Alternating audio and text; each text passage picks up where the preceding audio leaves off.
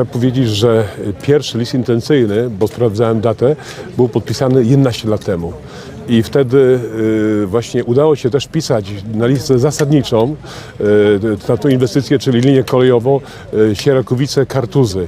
No ale niestety później przegraliśmy wybory i rządzący PiS wypisał inwestycję i było konsekwencją tego, że 8 lat tej inwestycji nie było. W tej chwili udało się. Na pewno będzie realizowana, są środki, ale już są na całość środki i z tego się bardzo cieszymy.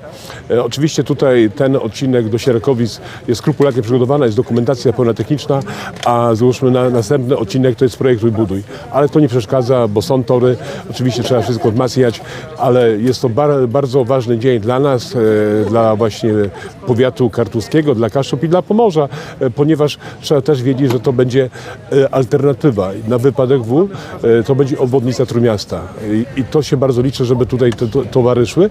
Jeszcze chciałbym też powiedzieć, że też zabiegi trwają o właśnie połączenia z Pruszczem. To też będzie bardzo istotne, także będzie to prawdziwa obwodnica Trójmiasta i zainteresowanie jest dużo tą obwodnicą. Firmy również się tutaj będą budowały, także się bardzo cieszymy z tego dnia.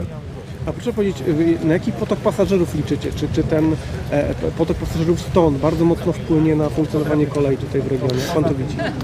Tak, bo właśnie tutaj, jak już dzisiaj pan wójt podkreślił, jest bardzo tutaj duży rodzaj urodzeń jest, ale jeżeli załóżmy z Sierakowic pociąg pojedzie do Gdańska-Wrzeszcza godzinę 15 minut, to jest konkurencyjny dla właśnie samochodów i tutaj liczymy też, że te samochody, ludzie przejdą na transport publiczny, to jest bardzo istotne, ale też właśnie do szkół, do pracy chcą ludzie chcą dojeżdżać, a jednak sam transport samochodowy jest uciążliwy i dlatego tutaj z tego będą korzystali na pewno z pociągów i chciałem jeszcze powiedzieć analizy Jaspers, to jest ta europejska, na której się opieraliśmy, jak właśnie budowana była pomorska kolej metropolitalna, mówi też, że tutaj będą bardzo duże potoki pasażerów właśnie od Sierakowic do Trójmiasta.